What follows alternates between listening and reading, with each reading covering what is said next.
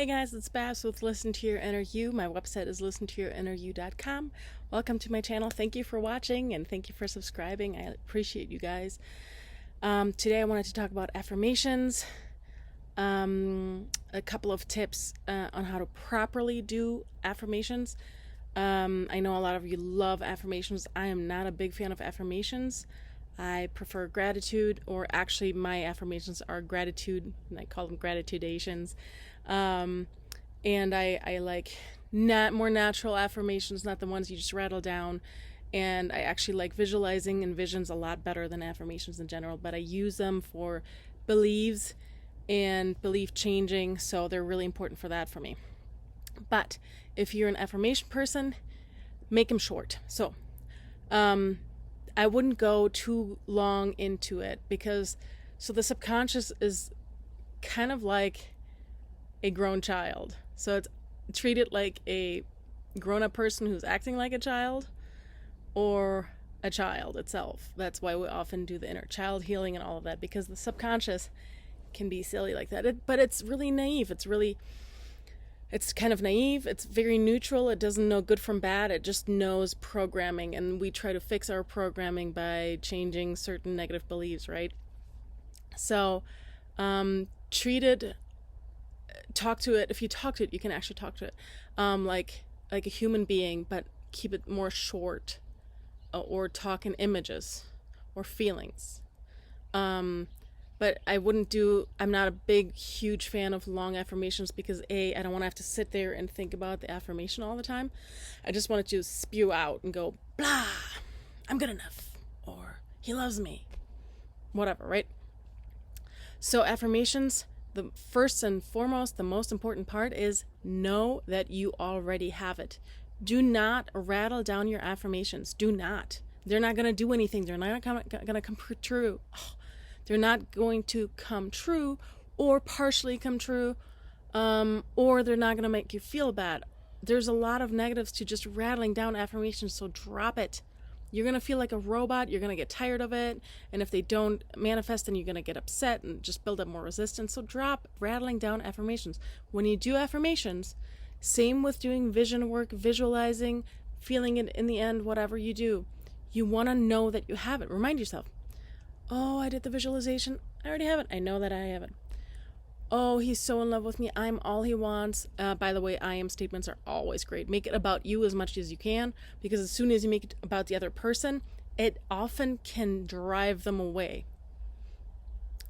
Yeah, I'm pretty sure you've experienced it. But for me, it often drives the person away. I had 200 some affirmations around my guy, and maybe some of them, they were really spotty coming in, and then eventually he was just pulling away, because it's all expectations. Know that you have what you want, instead of using affirmations to get what you want, which is telling the universe that you don't have it. You want to do an affirmation, say, oh, he's so in love with me, and either feel it true or know that you have it. Knowing that you have it, believing that you have it, is one of the most important things in manifesting, I promise you. Okay, next point. Use words that resonate with you. That's why I always say use the dictionary, or the thesaurus. Thesaurus. And thesaurus is antonyms. You can find antonyms and synonyms, words that equal that word, or words that are the opposite of that word. And words are so important, because you have to resonate with the affirmation. If you feel just a tiny little bit of a or a twinge, or like a poke, or like a it doesn't feel quite right, you have to learn how to trust your feeling. You have to stop lying to yourself and say, oh yeah, this is the affirmation I want. He texts me all the time. He always texts me back. He always texts me day and night. Or she. I use he because I date men. I'm sorry. I'm not sorry. But if you're feeling a twinge, it might be because there's a word in there that doesn't resonate, such as always. We'll get to that in another point. Or it could be a word is off, or the sentence structure is off. I've had everything happen where the sentence structure, no, that word needs to go in a different place, and then it changes the whole meaning of the sentence, right? So you want to find words that resonate with you, find the sentence structure that resonates with you, because each sentence structure means something different in every language. I speak 2, and I've spoken 4 before. So you want to make sure it resonates with you and be really true and honest with yourself, and not say, oh no, this feels good because I want this to feel good. No, affirmations should feel good to you. If they don't feel good to you, it's not because they're not true. It's because you don't resonate with them. So you want to find an affirmation, sentence structure and words, that resonate with you.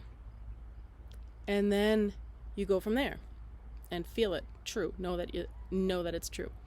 Avoid timelines such as always, never, all the time, because that can actually create resistance or attachment, and you can feel it build up, because who can do something always or never or all the time?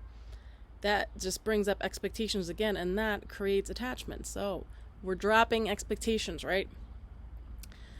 Stay away from negatives such as don't, no, not. I've had things work out with never, but you want to try to stay away from negatives in general, right?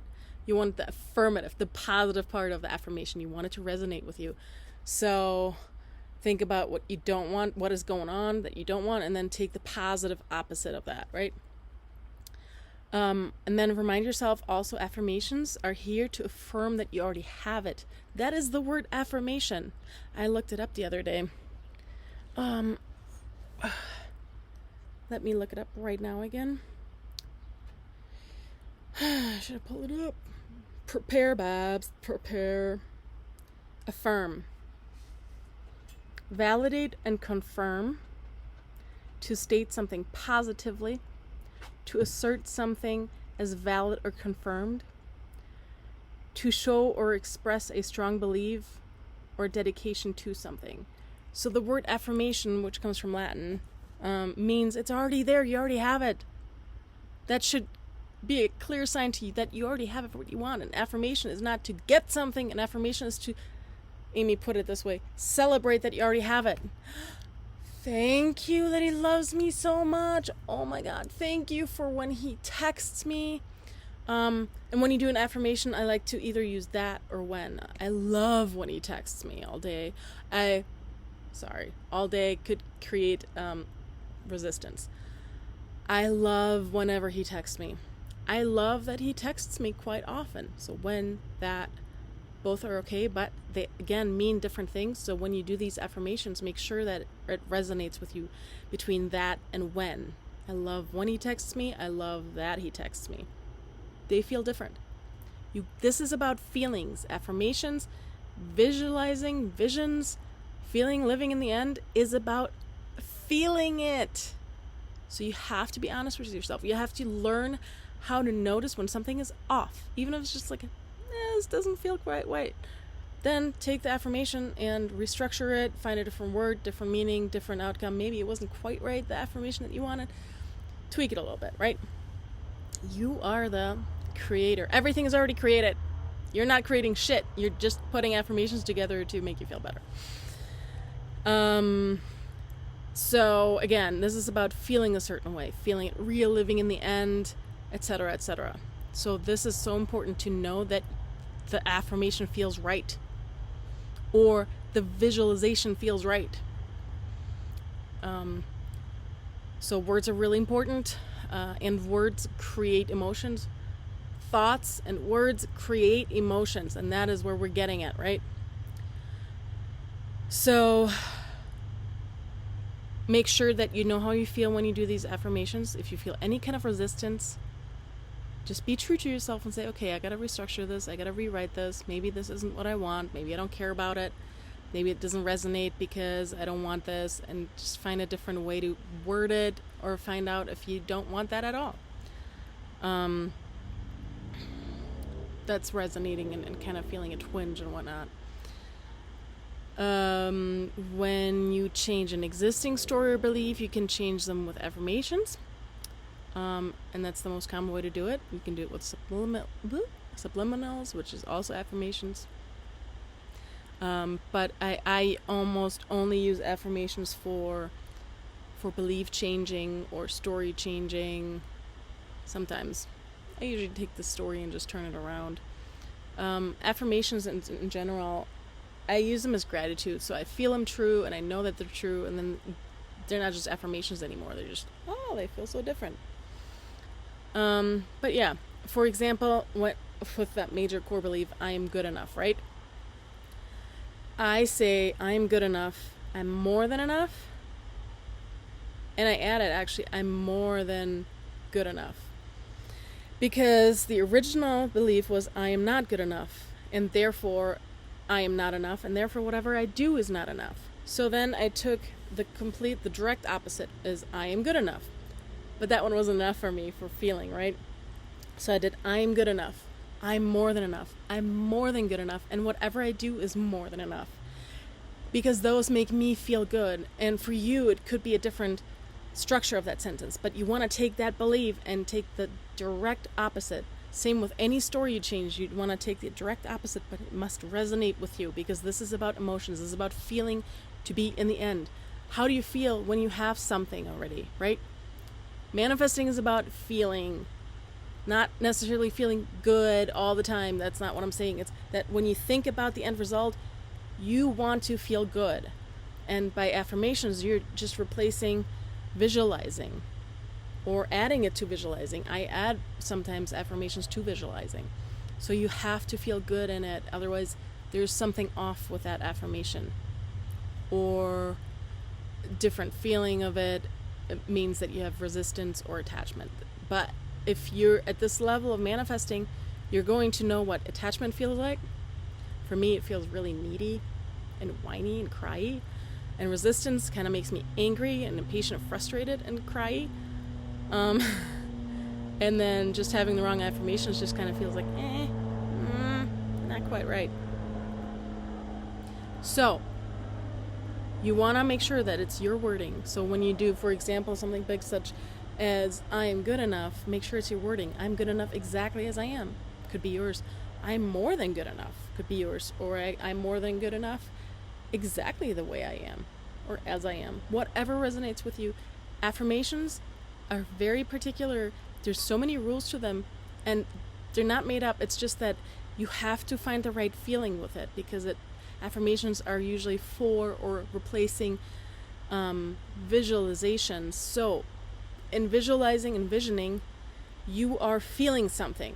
And for me, visualizing isn't just always about mental images. It's about the whole feeling. What do I smell? What do I touch? What does it feel like? Etc., etc. I try to include as many senses as possible. So that's what often people do affirmations, because they have a little bit of a hard time with visualizing. Although you can learn how to be a good visualizer, you can learn it. You can. And I'm always encouraging it. But if you don't want to, if you want to stay with affirmations, you want to know that they're true and you want to make them feel right, because you're trying to get a feeling, because thoughts and words encourage feelings. They cause feelings. So this is super important, and there's a couple of guidelines I just gave you to know that your affirmations are probably right or wrong. And wrong, not just off. So wrong is always a weird word, but they're kind of off, right? And they might not be working because of that. I hope that helps. Bye.